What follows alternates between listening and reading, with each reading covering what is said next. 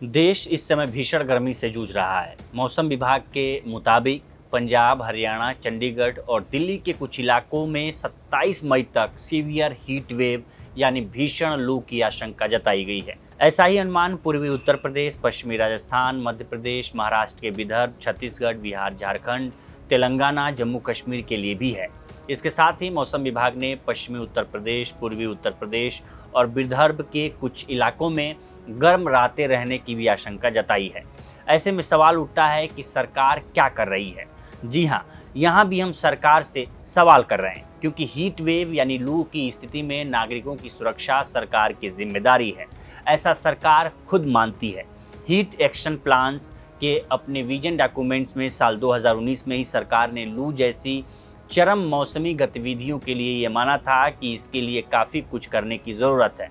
National guidelines for preparation of action plan prevention and management of heat wave केंद्रीय गृह मंत्रालय के अंतर्गत आने वाले राष्ट्रीय आपदा प्रबंधन प्राधिकरण विभाग ने अक्टूबर 2019 में प्रकाशित किया था। ये 62 पन्ने का डॉक्यूमेंट्स एक तरह का हलफनामा है, जिसमें सरकार खुद स्वीकार करती है कि लू यानी हीट वेव की समस्या कितनी गंभीर है और कितने व्यापक तरीके से उस पर काम करने की ज़रूरत है। इस वीडियो में हम जो बातें आपको आगे बताने वाले हैं उसे ध्यान से सुनें। हीट एक्शन प्लान्स और national guidelines for preparation of action plan prevention and management of heat wave जैसे जुमलों का इस्तेमाल ये बताता है कि मामला सिर्फ प्राकृतिक आपदा का नहीं है, और सरकार खुद ये मानती है कि नागरिकों की सुरक्षा कितनी ज़रूरी है। लेकिन फिर भी साल दर साल लू की चपेट में आने वाले राज्यों और जान जाने वालों की संख्या बढ़ती जा रही है, और इसकी जिम्मेदारी किसकी होगी? एनसीआरबी यानी नेशनल क्राइम रिकॉर्ड्स ब्यूरो और संसद में केंद्र सरकार द्वारा दिए गए आधिकारिक जवाबों के मुताबिक 2019 से 2022 के बीच भारत में heat wave, heat stroke, sunstroke से बड़ी संख्या में मौतें दर्ज की गईं। राज्यसभा में पर्यावरण मंत्रालय द्वारा दिए गए जवाब के मुताबिक 2020 से 2022 के बीच देश भर में कुल 1634 लोगों की मौत हीट वेव से हुई। 2020 में 530, 2021 में 374 और 2022 में 730 मौतें दर्ज की गई। जब भी हम इन आंकड़ों के बारे में बात करते हैं, और हमें ये ध्यान रखना होगा कि इन मामलों में लू वास्तविक मौतों की संख्या सरकारी रिकॉर्ड से काफ़ी अधिक हो सकती हैं, क्योंकि कई मामलों में मौत का कारण dehydration, cardiac arrest, kidney failure या नेचुरल काजेज दर्ज कर दिया जाता है, जबकि मूल ट्रिगर एक्सट्रीम हीट होता है। आगे बढ़ने से पहले आपको ये भी बता दें कि इस सब के बाद भी हीट वेव हमारे देश में आपदा नहीं है। जिस तरह से दुनिया के दूसरे देशों में जैसे ऑस्ट्रेलिया, जापान, इटली और कनाडा जैसे देशों में हीट वेव को आधिकारिक तौर पर प्राकृतिक आपदा माना जाता है। अब लौटते हैं national guidelines for preparation of action plan prevention and management of heat wave की तरफ। इस दस्तावेज में सरकार और विशेषज्ञ इस बात पर सहमत नजर आते हैं कि शहरों की बनावट खुद गर्मी और हीट वेव को और खतरनाक बना रही है।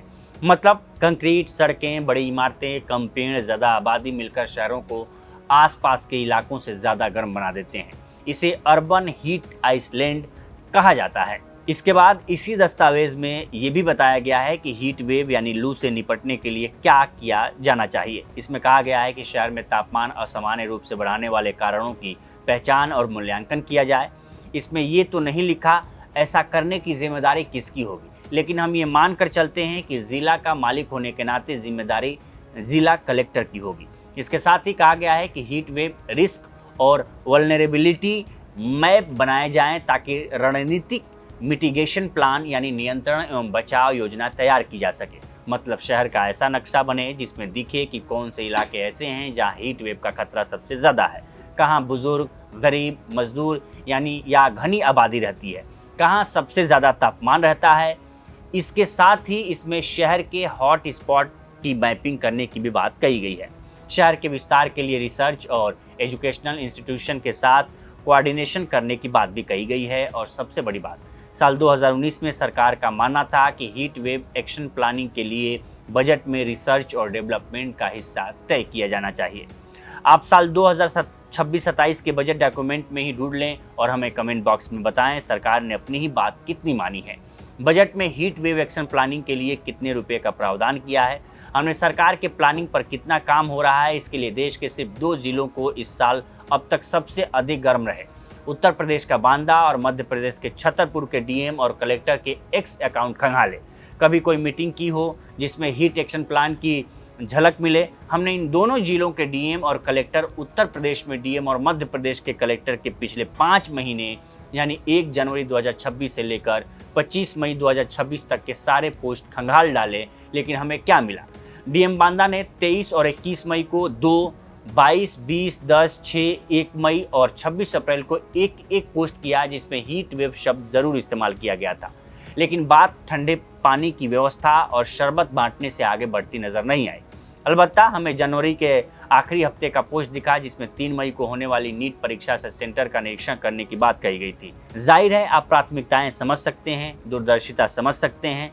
अब बात कर लेते हैं छतरपुर की। यहाँ के कलेक्टर पार्थ जायसवाल हैं। इस जिले का खजुराहो इस समय मध्य प्रदेश में सबसे ज़्यादा गर्म जगह है, लेकिन पिछले 5 महीने में कलेक्टर साहब ने गर्मी को लेकर सिर्फ 2 पोस्ट अपने एक्स हैंडल पर किया और उसमें भी लोगों को सलाह देते नजर आए कि दोपहर 2 से 4 बजे के बीच खाना नहीं बनाएं। ये पोस्ट उन्होंने 18 मार्च को किया था। हालांकि हम ये समझते हैं कि सिर्फ एक्स पोस्ट से ये नहीं कहा जा सकता कि डीएम और कलेक्टर ने कुछ नहीं किया, लेकिन ज़मीन पर ऐसा कोई काम नज़र नहीं आता। क्या आपको लगता है कि आपके शहर में हीट वेव को लेकर प्रशासन ने कोई काम किया है? तो हमें कमेंट बॉक्स में बताएं। हमारी इस रिपोर्ट पर भी अपनी राय ज़रूर दें। देश दुनिया की तमाम खबरों को देखने के लिए जुड़े रहें लोकमत हिंदी के साथ। नमस्कार।